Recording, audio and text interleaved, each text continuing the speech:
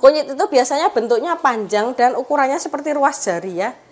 Ini rasanya itu baunya menyengatnya lebih menyengat kencur daripada kunci ya.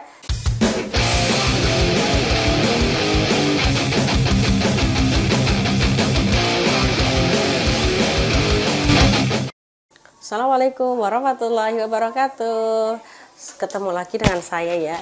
Kita kali ini akan membahas tentang masih sama tips dan trik bagaimana caranya membedakan bumbu dapur rimpang-rimpangan terutama ya. Bagian seperti ada kencur, ada kunci, ada kunyit, ada jahe maupun lengkuas. Nah, untuk orang awam, nah saya dulu pas kecil itu ya nggak tahu ini apa karena masih awam ya, karena saya juga pas kecil juga nggak pernah masak. Nah terus menginjak SMP baru tahu, oh ini perbedaannya ini. Pas udah terjun langsung ke dapur baru tahu perbedaannya kencur, kunci, kunyit, jahe, dan lengkuas. Nah sekarang kita mau bahas satu-satu. Ini ada 5 bumbu ya, 5 rimpang-rimpangan yang saya siapkan di sini. Nah, yang pertama ini ada kencur. Nih. Kencur itu bentuknya seperti ini. Nah, umbinya itu bulat ya. Bulat, pendek dan dia bergerombol nih. Bergerombol jadi satu seperti ini ya. Nah, ini namanya kencur. Nah, terus umbi kencur itu ini warnanya itu putih kekuningan. Dibuka ya. Nah, malah cenderung ke putih ya. Nih, cenderung ke putih ya kalau dibuka. Kalau dikupas itu cenderung berwarna putih dan nih baunya itu khas. Kulit arinya itu berwarna kecoklatan ya. Berwarna coklat tua seperti ini. Nah, warnanya coklat tua ya. Ini mengeluarkan aroma yang khas. Kayak kita kalau mau minum jamu beras kencur. Nah, seperti itu. Itu bau kencur. Kita bisa cium dulu aromanya. Ini apa ya? Nah, kalau seperti jamu beras kencur, oh berarti itu adalah jenis rimpang kencur. Nah, rasanya ini kencur ini sebenarnya sedikit pedas ya, tapi yang enggak pedas-pedas banget seperti lada atau cabai, jelas enggak. Namanya juga rimpang ya, sedikit aja pedasnya. Terus ada pahit dan dia juga memberikan rasa hangat ya. Nah, ini tadi sifatnya. Ini tadi sifat kencur. Nah, ini sensasinya ini nanti kalau dimasak jelas berkurang ya, yang rasa pedasnya gitu kan enggak, karena sudah terkalahkan dengan cabai tentunya. Jadi ini tuh pas posisi seperti ini aja, pas posisi seperti ini belum dimasak, kita cium, kita rasakan. Nah seperti itulah yang biasanya obat batuk menggunakan kencur. Nah kan ada itu pakai herbal ya, cara tradisional orang zaman dahulu kala dan bisa dipraktekkan zaman sekarang itu dengan mengunyah kencur. Nah jadi fungsinya selain sebagai bumbu dalam masakan, dia juga bisa berfungsi sebagai obat. Biasanya malah ada yang diparut, kalau anak kecil ya, kencurnya diparut, nanti diperas, diambil airnya, diminumkan. Ada juga yang biasanya kalau untuk orang yang dewasa itu makan kayak gini berani, terus dikunyah ya, dikunyah yang lama, terus nanti dibuang. Kalau sarinya udah diambil, bisa dibuang. Nah ini nanti biasanya ya, baunya enak banget. Biasanya kencur ini digunakan dalam masakan seperti urap atau kluban ya, urapan, terus ada pecel, ada apalagi seblak. Nah seblak itu pakai kencur juga ya, dari aromanya itu kan kelihatan kalau seblak rasa kencur. Nah. Terus yang kedua ini saya punya, ini ada yang tahu? Nah seperti ini namanya temu kunci. Kalau saya biasanya bilangnya kunci aja, nggak ada temunya karena sudah bertemu ya kuncinya. Nah ini kunci itu seperti ini, jadi bentuknya itu umbinya kecil di bawah. Terus ada kayak ada rimpang, ada akarnya, ada cabangnya maaf. Ada cabangnya, bercabang-cabang ya nih. Umbinya itu kecil seperti ini. Karena ini udah dipotong atasnya jadi kayak gini ya. Ini biasanya kan kayak gini nih. Nah, ininya banyak ya. Ada yang panjang-panjang pokoknya, panjang-panjang tapi dia enggak besar ininya ya. cabangnya itu enggak terlalu besar. Nah, ini namanya temu kunci. Nah, temu kunci itu umbinya tadi kecil, terus ininya panjang, jadi kelihatan beda. Warnanya coba kita buka.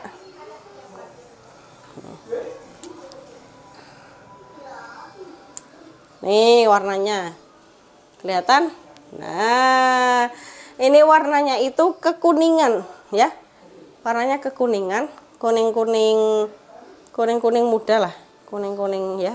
Enggak kuning banget, enggak kuning ngejreng, enggak, kekuningan seperti ini ya.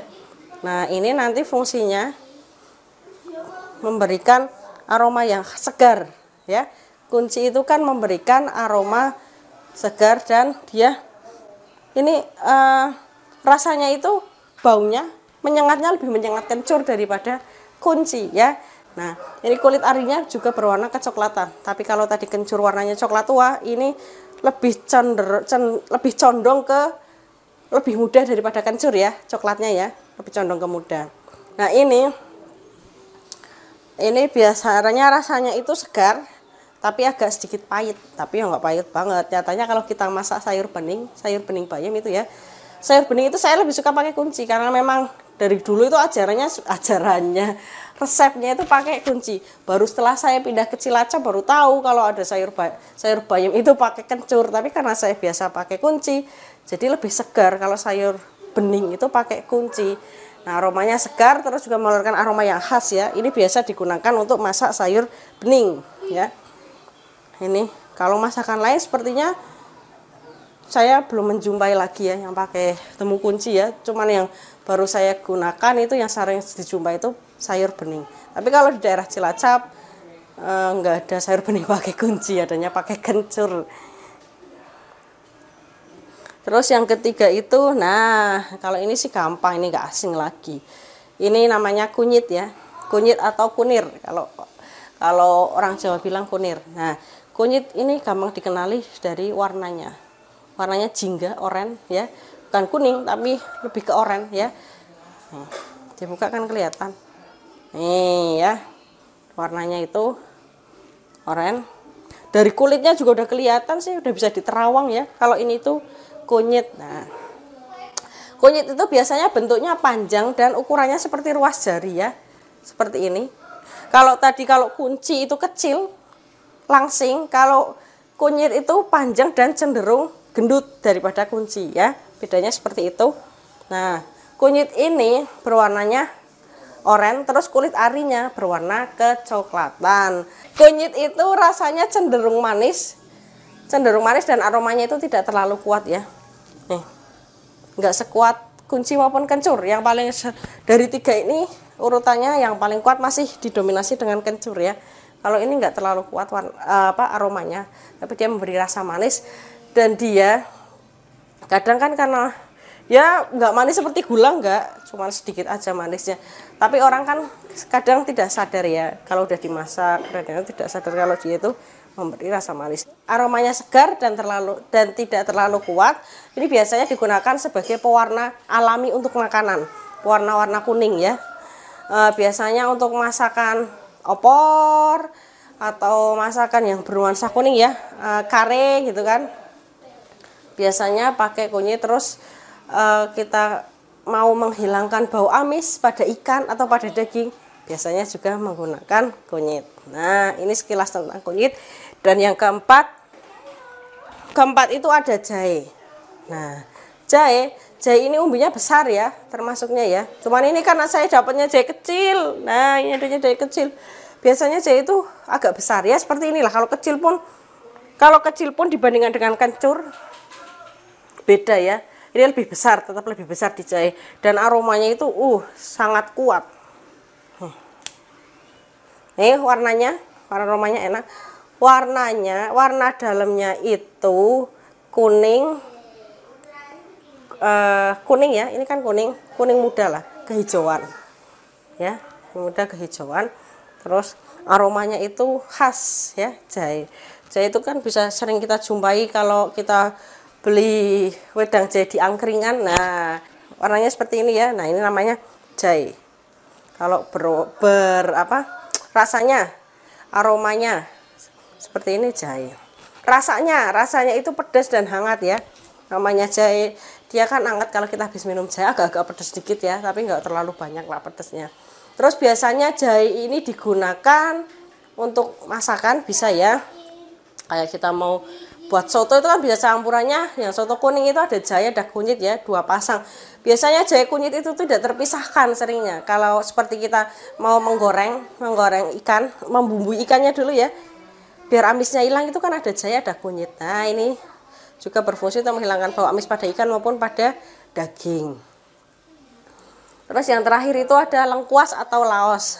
Karena tadi udah buat masak, jadi lengkuasnya tinggal segini dan belum beli lagi. Nah, lengkuas itu sering kita jumpai di makanan ya, di masakan. Terutama untuk menumis di oseng-oseng itu sering banget. Ada daun salam biasanya, daun salam, serai dan lengkuas itu tidak lepas dari oseng-oseng ya. Nah, laos atau lengkuas ini itu teksturnya paling besar ya di antara rimpang-rimpang yang lain. Itu umbinya paling besar. Terus kalau dipotong warnanya putih, seratnya juga kelihatan ya, serat-serat garis-garisnya kelihatan. Terus dia itu dibandingkan rimpang yang lain itu lebih keras, paling keras dibandingkan dengan rimpang-rimpangan yang lain. Nah, biasanya ini digunakan untuk oseng-oseng tadi ya, atau biasanya untuk sayur asem gitu kan, ada salam, ada lengkuas ya, sayur bening juga. Atau kita mau bikin kuah soto itu kan sama ya, perlu lengkuas juga. Nah, terus biasanya fungsinya lengkuas itu hanya buat memberikan rasa segar dan untuk beraroma ya, ada aroma segarnya ya. Biasanya digunakan untuk menumis. Nah, ini warna dagingnya putih tadi ya, dan dagingnya itu kasar ya. Ini lengkuas. Nah, oke, fancy lovers, mungkin sekarang jadi tahu ya. Untuk yang belum tahu, jadi tahu perbedaan itu, apa itu kencur, apa itu kunci, apa itu kunyit, apa itu jahe, dan apa itu lengkuas. Nah, jangan sampai salah lagi dalam menggunakan. Nanti kan bisa dipraktekkan sendiri ya. Perhatikan sendiri gimana cara bedanya, cara membedakan ini.